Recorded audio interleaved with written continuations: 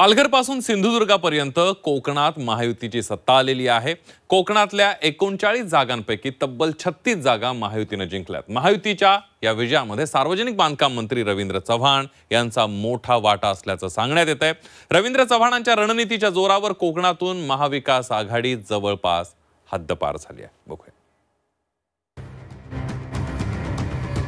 गुजरातच्या सीमेवरचा पालघर जिल्हा ते गोव्याच्या सीमेवरील पालघर अशा कोकण पट्ट्यात महायुतीचा झेंडा फडकलाय। महायुतीच्या या विजयामागे भाजप नेते रवींद्र चव्हाण यांची भूमिका महत्त्वाची राहिली आहे। कोकण म्हणजे उद्धव ठाकरेंची शिवसेना असं समीकरण होतं, पण रवींद्र चव्हाणांनी केलेली उमेदवारांची निवड आणि आक्रमक रणनीतीमुळे कोकणात महाविकास आघाडीचा सुपडा साफ झालाय। रत्नागिरी आणि सिंधुदुर्ग लोकसभा मतदारसंघात नारायण राणेंच्या रूपानं कमळ फुललंय। विधानसभेला रवींद्र चव्हाणांनी विरोधकांना डोकंही वर काढू दिलं नाही।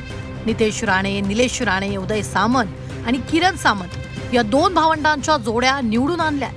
या विजयानं रत्नागिरी आणि सिंधुदुर्ग जिल्ह्यात उद्धव ठाकरेंच्या शिवसेनेचं अस्तित्वच संपुष्टात आणलंय।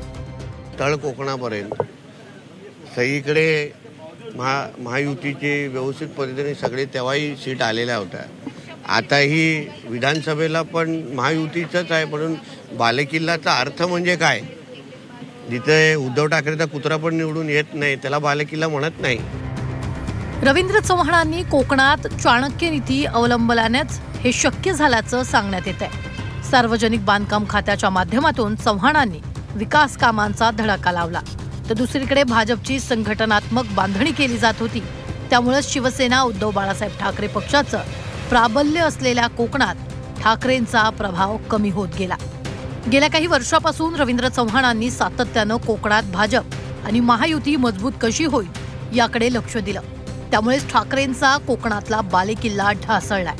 येत्या काळात कोकणात विकासाची गंगा आणून कोकण भाजपयुक्त होईल असा विश्वास भाजप कार्यकर्ते व्यक्त करतायत। ब्युरो रिपोर्ट, झी 24 तास, सिंधुदुर्ग।